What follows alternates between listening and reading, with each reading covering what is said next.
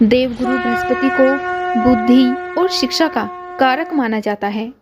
गुरुवार को बृहस्पति देव की पूजा करने से धन, विद्या, मान सम्मान, प्रतिष्ठा और कई अन्य मनोवांछित फलों की प्राप्ति होती है।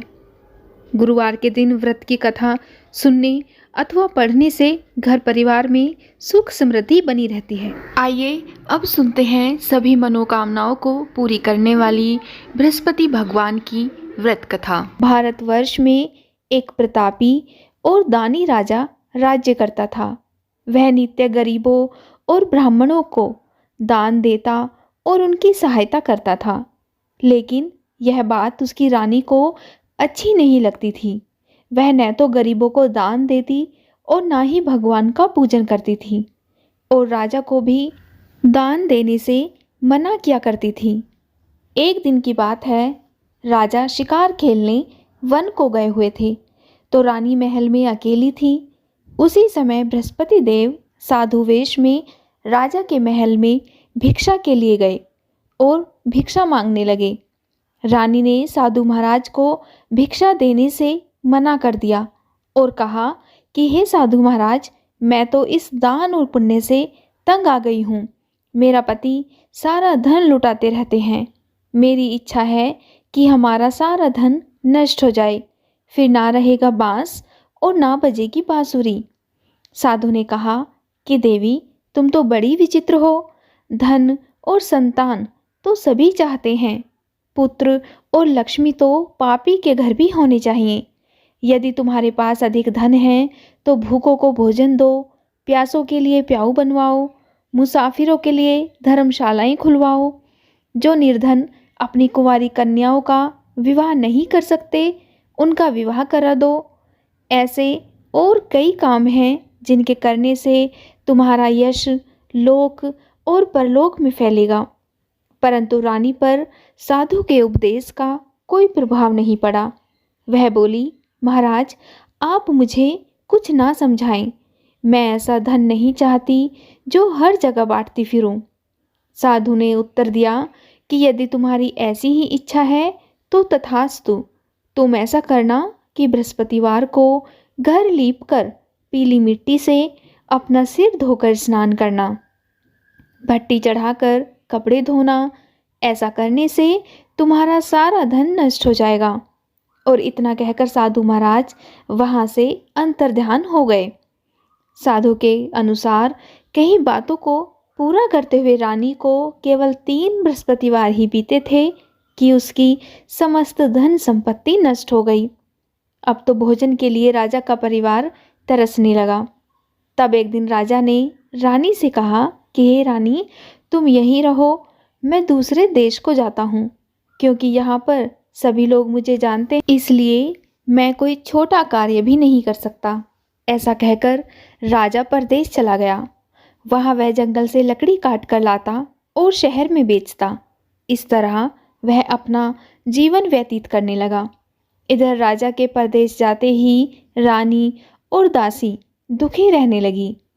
एक बार जब रानी और दासी को 7 दिन तक बिना भोजन के रहना पड़ा, तो रानी ने अपनी दासी से कहा कि हे दासी, पास ही के नगर में मेरी बहन रहती है। वह बड़ी धनवान है, तू उसके पास जा और कुछ लेकर आ, ताकि थोड़ी बहुत गुजर बसर हो जाए। दासी रानी की बहन के पास गई। उस दिन गुरुवार था और रानी की बहन उस समय बृहस्पतिवार व्रत की कथा सुन रही थी। दासी ने रानी की बहन को अपनी रानी का संदेश दिया, लेकिन रानी की बड़ी बहन ने कोई उत्तर नहीं दिया। जब दासी को रानी की बहन से कोई उत्तर नहीं मिला तो वह बहुत दुखी हुई और उसे क्रोध भी आया। दासी ने वापस आकर रानी को सारी बात बता दी। उसकी बात सुनकर रानी ने अपने भाग्य को कोसा। उधर रानी की बहन ने सोचा कि मेरी बहन की दासी आई थी, परंतु मैं उससे नहीं बोली, इससे वह बहुत दुखी हुई होगी।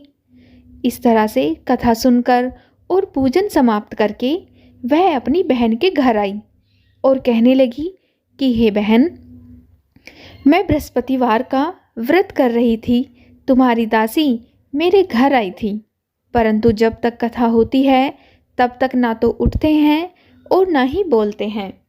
इसीलिए मैं नहीं बोली। कहो तुम्हारी दासी क्यों गई थी? तब रानी बोली कि बहन, तुमसे क्या छुपाऊं, हमारे घर में खाने तक को अनाज नहीं था। ऐसा कहते कहते रानी की आंखें भर आई। उसने दासी समेत पिछले 7 दिनों से भूखे रहने तक की बात अपनी बहन को विस्तार पूर्वक सुना दी। रानी की बहन बोली, देखो बहन, भगवान बृहस्पति देव सबकी मनोकामना को पूर्ण करते हैं। देखो, शायद तुम्हारे घर में अनाज रखा हो। पहले तो रानी को विश्वास नहीं हुआ, पर अपनी बहन के आग्रह करने पर उसने अपनी दासी को अंदर भेजा तो उसे सचमुच अनाज से भरा हुआ एक घड़ा मिल गया। यह देखकर दासी को बड़ी हैरानी हुई।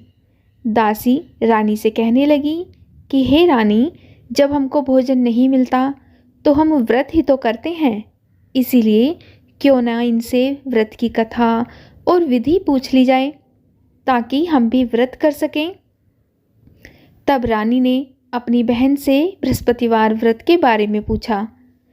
उसकी बहन ने बताया कि बृहस्पतिवार के व्रत में चने की दाल और मुनक्का से विष्णु भगवान का केले की जड़ में पूजन करें तथा दीपक जलाएं, व्रत कथा सुने और पीला भोजन ही करें। इससे बृहस्पति देव प्रसन्न होते हैं।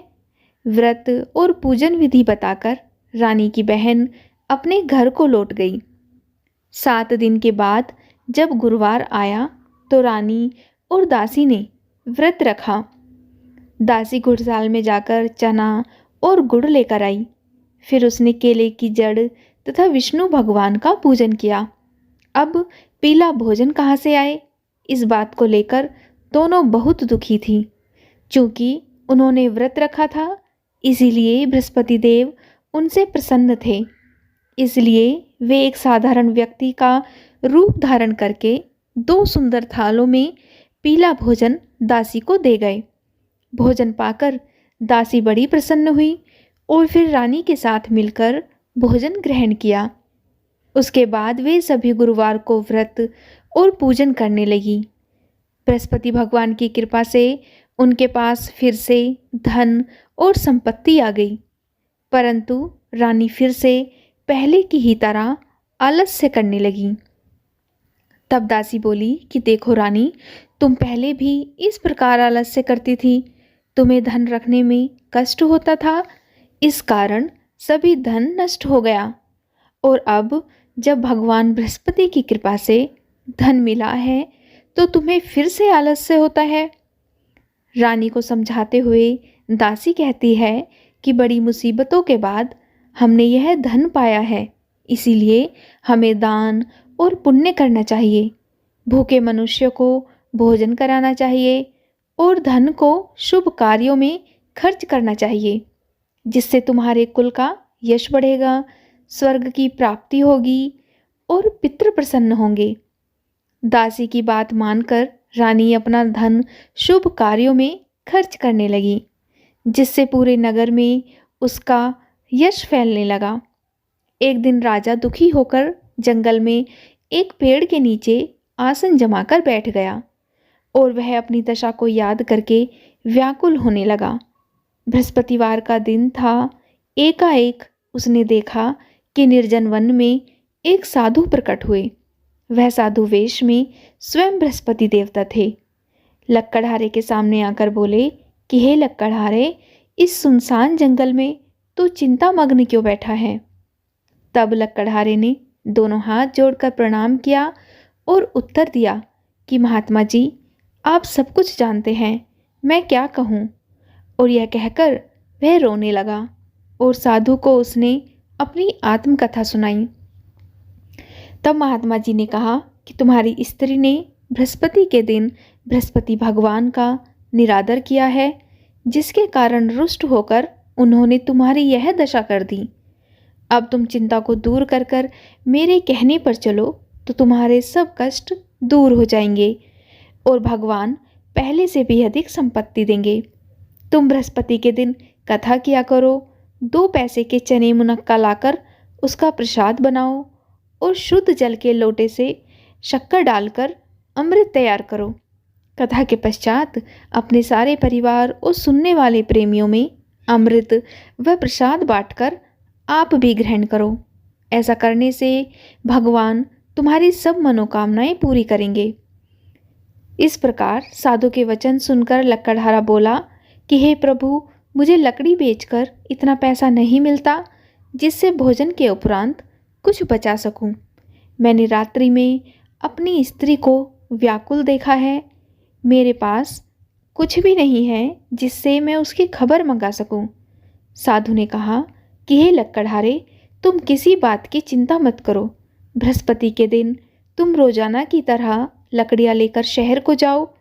तुमको रोज से दुगुना धन प्राप्त होगा, जिससे तुम भली भांति भोजन कर लोगे तथा बृहस्पति देव की पूजा का सामान भी आ जाएगा।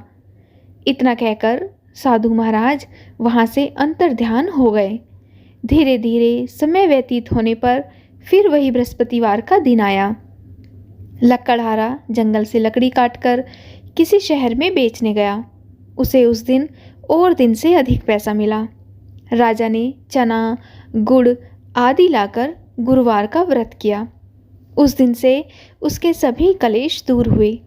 परंतु जब दोबारा गुरुवार का दिन आया तो बृहस्पतिवार का व्रत करना भूल गया।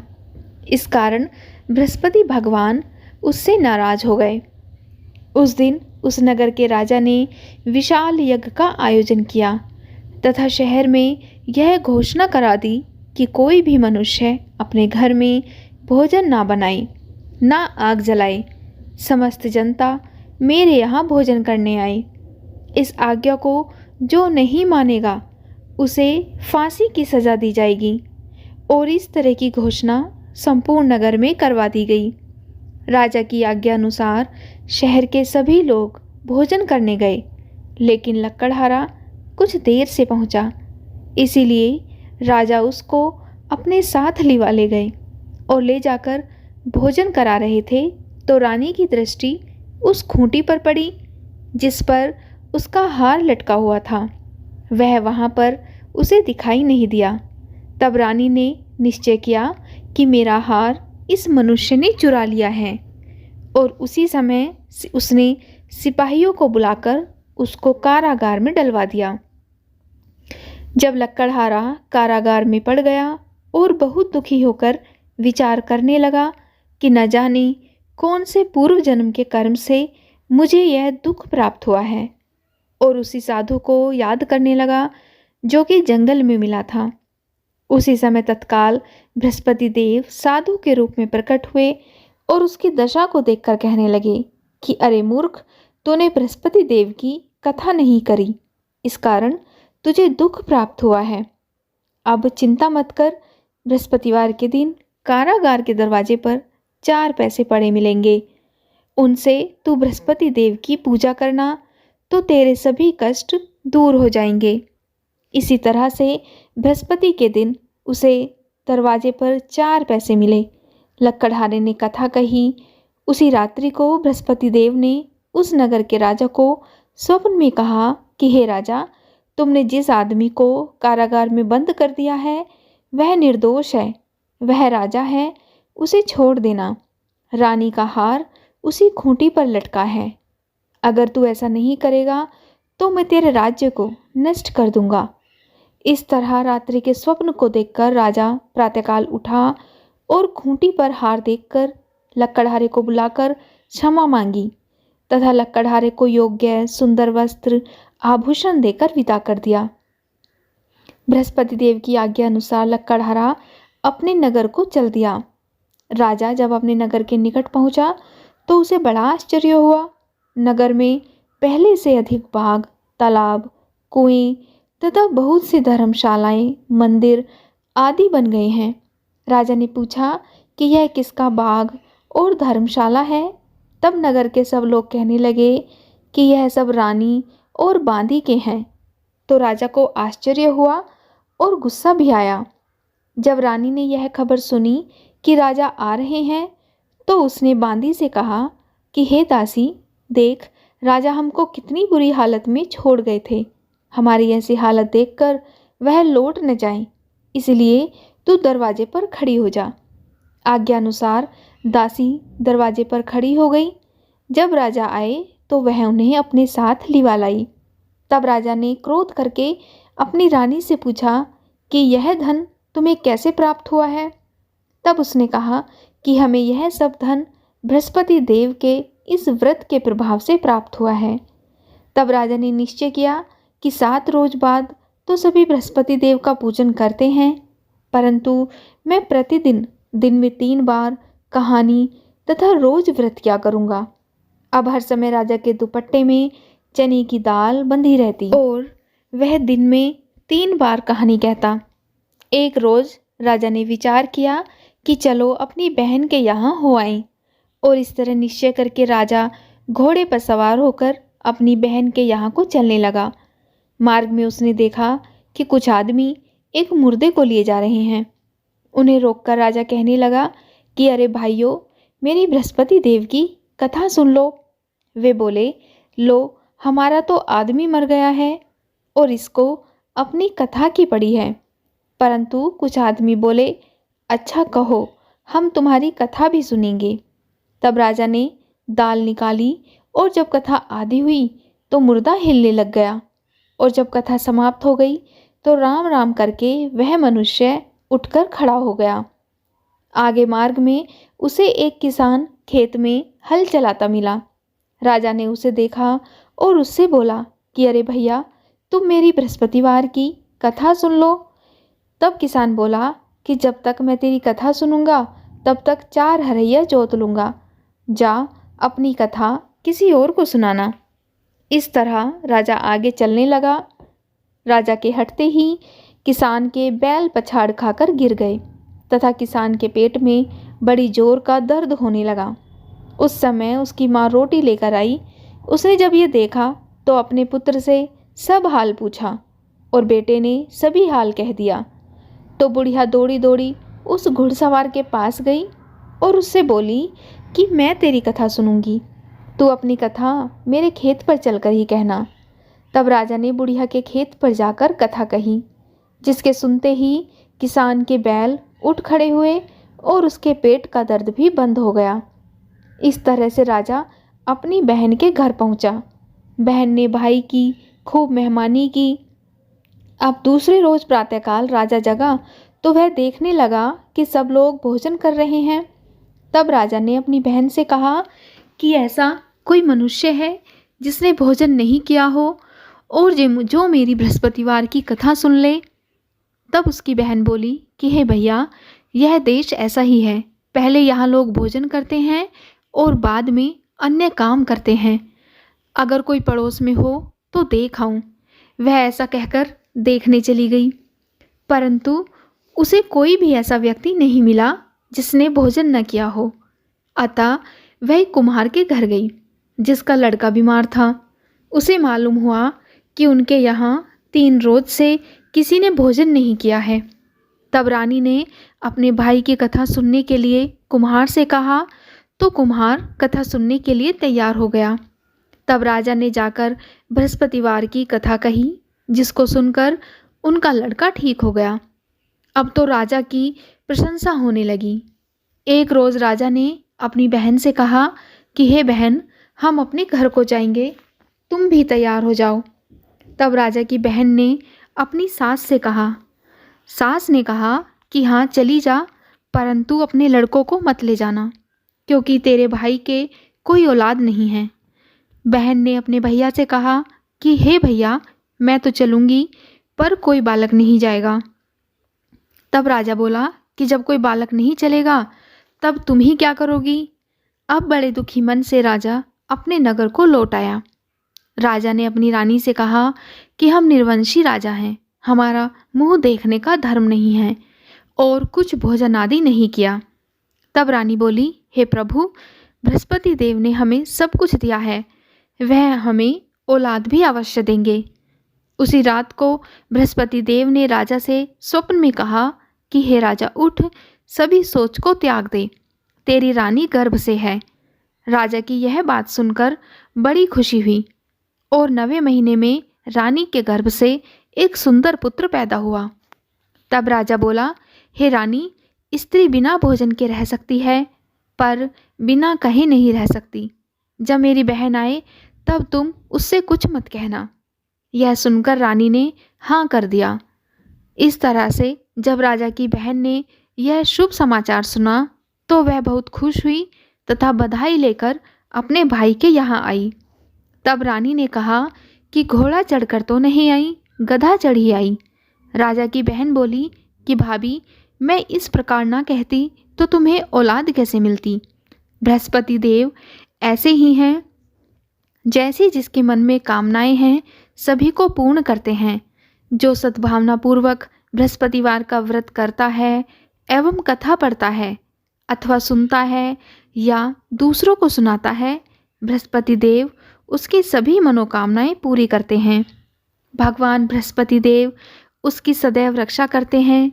संसार में जो मनुष्य सद्भावना से भगवान बृहस्पति का पूजन व्रत सच्चे हृदय से करते हैं, उनकी सभी मनोकामनाएं पूरी होती हैं। जैसी सच्ची भावना से राजा और रानी ने उनकी कथा का गुणगान किया तो उनकी सभी इच्छाएं बृहस्पति देव जी ने पूर्ण की थी। इसीलिए पूर्ण कथा सुनने के बाद प्रसाद लेकर जाना चाहिए और हृदय से उनका मनन करते हुए जयकारा बोलना चाहिए। बोलो बृहस्पति देव की जय, भगवान विष्णु की जय। अब सुनते हैं बृहस्पति भगवान की आरती। ओम जय बृहस्पति देवा, स्वामी जय बृहस्पति देवा। छिन छिन भोग लगाऊं, कदली फल मेवा।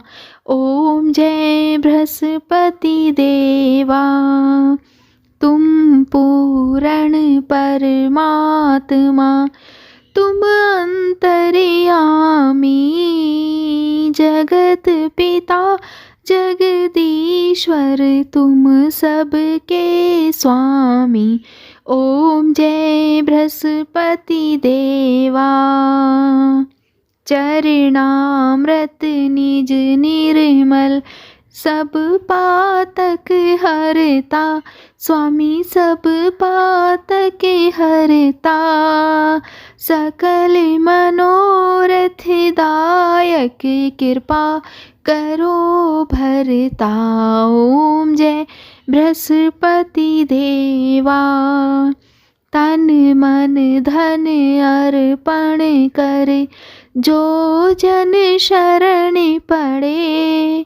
प्रभु प्रकट तब होकर, आकर द्वार खड़े। ओम जय बृहस्पति देवा। दीन दयाल दयानिधि, भगतन हितकारी।